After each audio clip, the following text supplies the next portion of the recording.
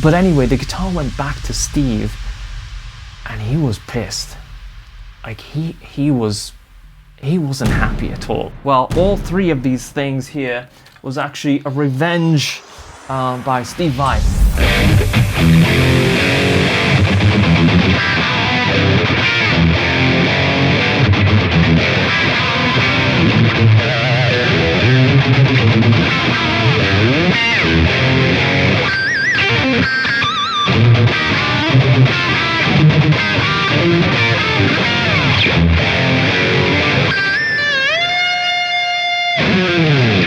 This guitar still sounds so good all these years later. Well guys, welcome to a new series where I'm going to take you on a little bit of a journey going way back to my old original guitars, the guitars that I grew up playing.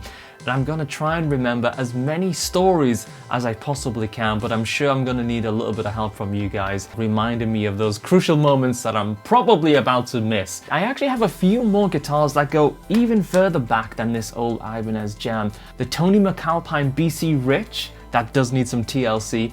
The Steve Stevens Hammer, I believe it's the gold one. You guys probably will know better than me. And also a custom pink Les Paul. So if you want to see those guitars at some point in this series, then do let me know in the comments below. And whilst you're there, if you could take a second to hit the like button and subscribe to the channel, that would be absolutely awesome. So without further ado, let's get rolling with the first guitar in this series, my original Floral Ibanez JEM.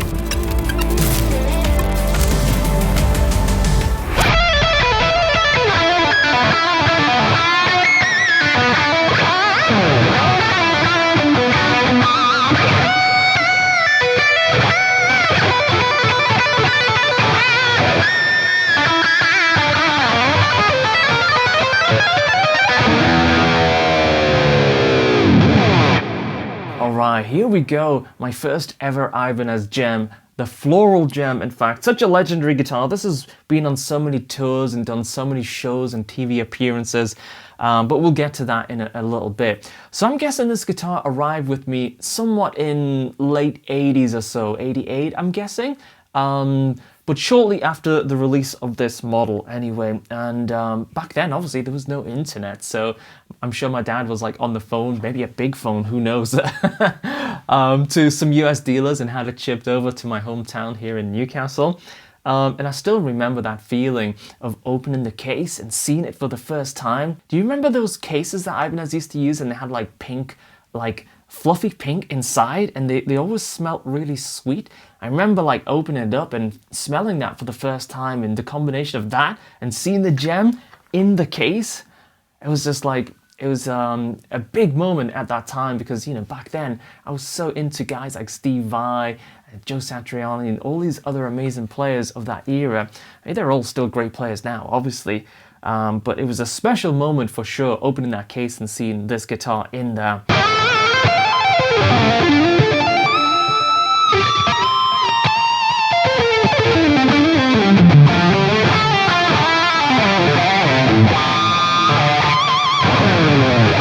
And it was so pristine, you know, compared to how it is now. But I think when I see all this, I'm not going to say damage, I'm just going to say character. When I see all this character now on this guitar, it's all about the stories and memories and all the laughs and all the hard work and everything that happened along the way. And this guitar quickly became a main guitar of mine to play. I think the reason why I jumped from BC Rich to Hamer to Gibson and then to Ibanez, I was a young kid and really struggling to find the perfect neck and the guitar that felt so good. And at the time, this slimmer neck profile and the way it felt definitely was like the guitar for me, and it was the guitar that I used for so many TV appearances, shows like the Little and Large show, so many of those shows from that era, and it was in a lot of magazines. And then when I met Steve Vai for the first time, this was the guitar that I took into the tour bus and played for Steve, and it kind of sparked a relationship from then with Mr. Vai.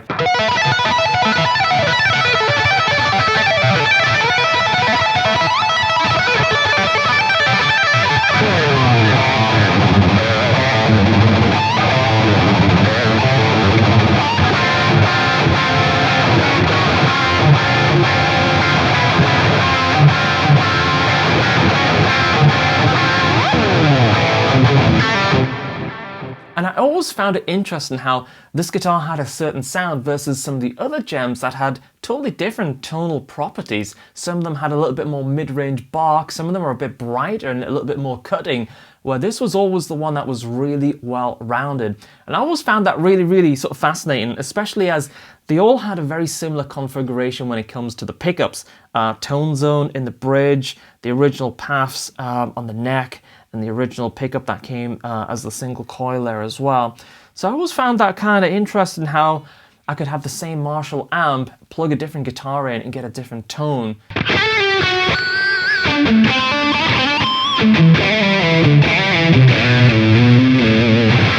So you may have spotted that this guitar is certainly looking well used, shall we say, and it's got a lot of character.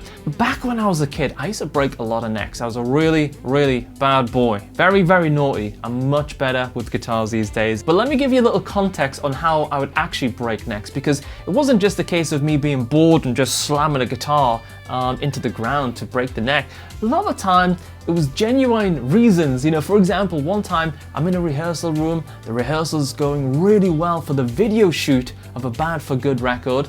Steve Vai is very happy with the progress. Steve Vai invites Interscope A&R guys to come and see what's going down. It's looking good.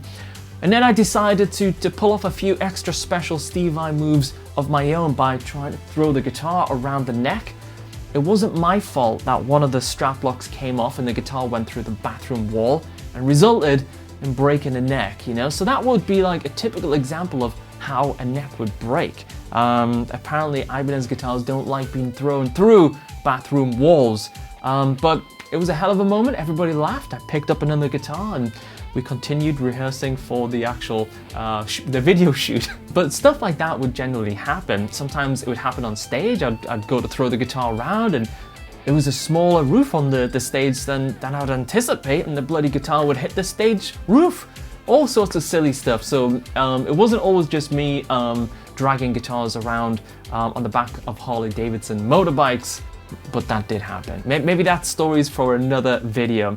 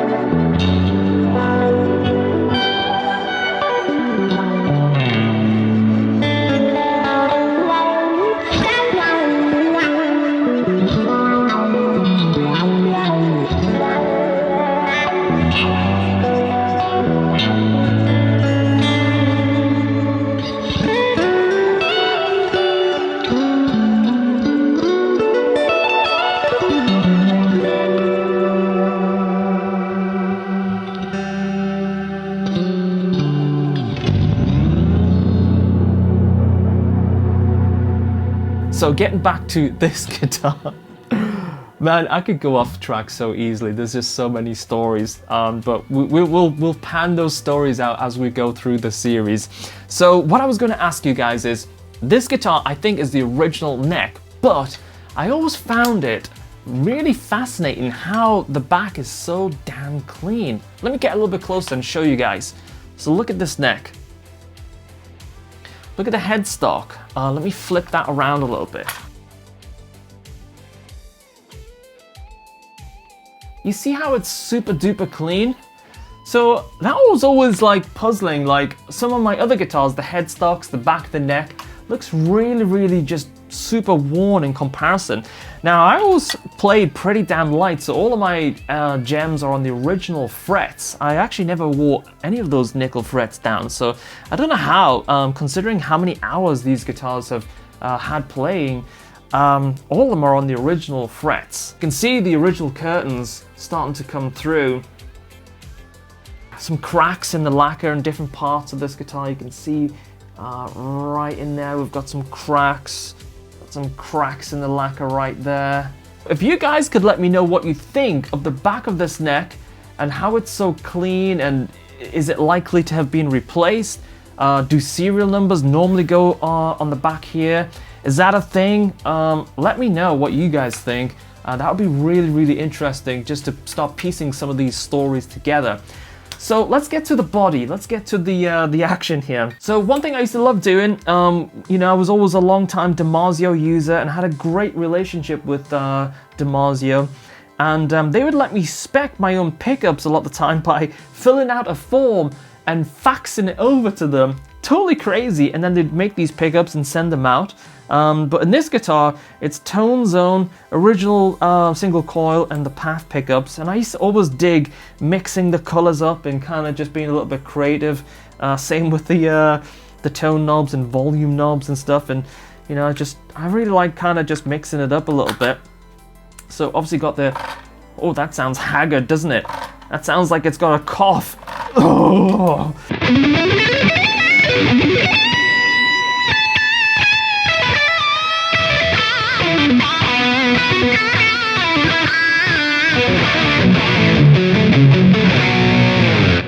The actual tape that you're seeing around the body, it's just not normal tape. This tape all came from Steve Vai's mixing console back in the mothership. So you know when guys like write kicks, snare, guitars and stuff like that? Well, Steve had not long finished Passion and Warfare. So a lot of the tape that is actually pulled off the mixer, actually just pulled it off and stuck it on here. I have no idea why, but I like the look of it, I guess, you know, when it's kick, snare, left and right guitar, clean guitar, all that stuff. So a lot of the tape and duct tape that you see on this guitar is from the mothership mixing console. And thinking about that now, I think that is kind of a cool thing. What do you guys think? Am I alone in that? Like, I wouldn't typically just grab some normal duct tape and just put it on the guitar. I think that would maybe be a little bit weird.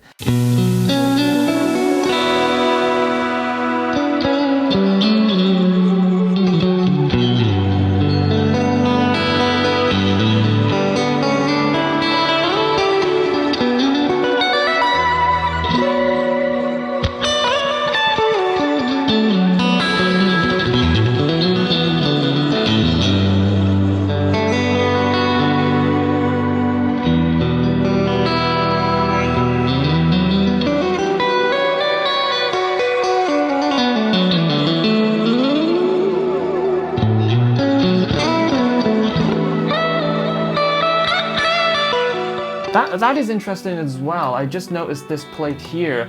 So that might help you guys with what I was talking about earlier, the piecing the puzzle. It doesn't look like this guitar has a serial number of any kind, so perhaps Ibanez have done something to help me out with the neck or something at some point. There's a lot of writing on the back of this guitar as well, so let me see if I can get you guys to get a better view of that. So yeah, right away, big balls. Now, I think my man Mark Cimino wrote that, and what it meant is basically I was always fearless.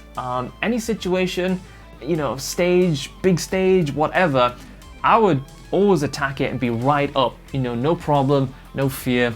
And I was always very, very shy kid, you know. It was terrible when I'd do like interviews, especially with my dad, because my dad, well, actually we both had very heavy accents. We both had very Geordie accents, so we were very difficult to understand by typical US media. And I was always really, really quiet on camera, so if I did like a live TV show, it would just be the most awkward viewing ever, I promise you. Absolutely horrendous viewing. I'm not sure where I'm going with that or this entire video, but I'll persevere.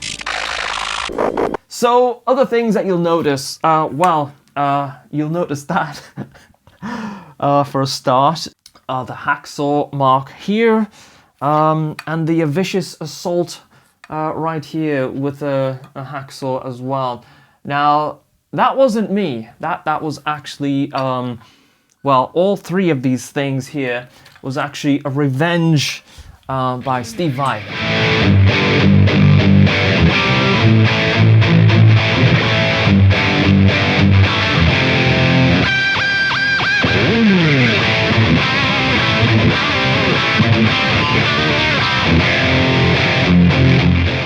I was on tour with my band Bad for Good.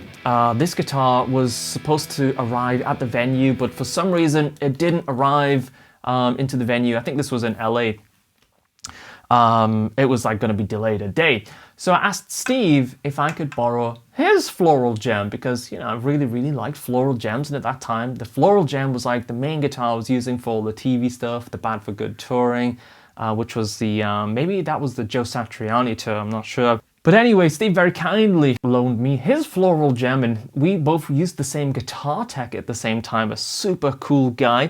And so Steve's tech came along and set all the gear up and it was fantastic, like saved the day.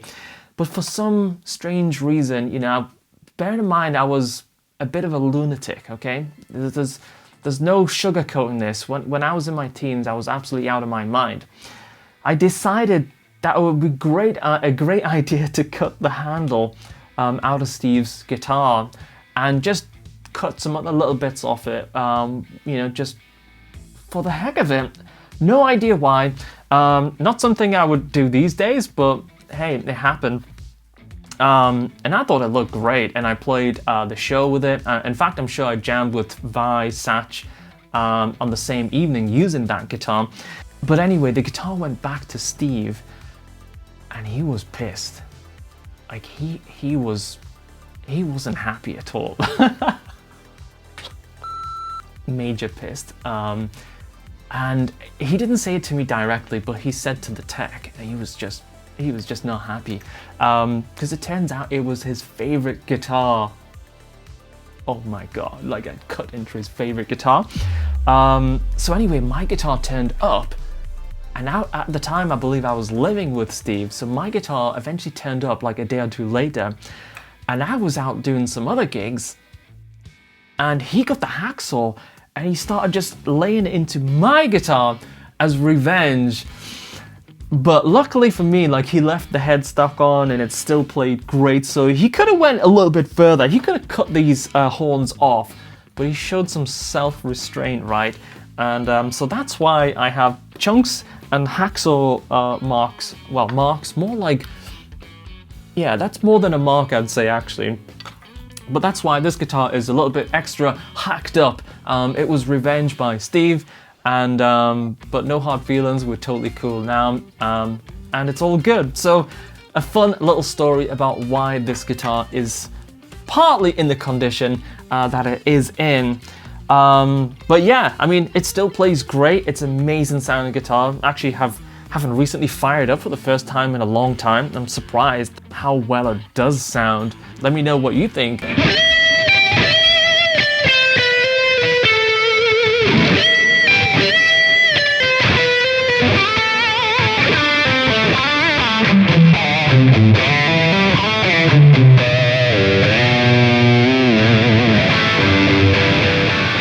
Alright guys, I think that pretty much wraps it up for the first video in this series.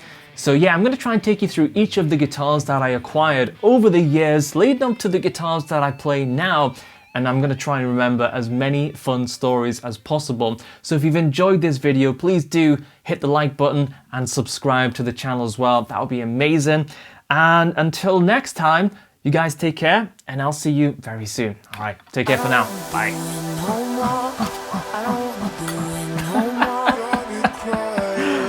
What a noob. Oh my God.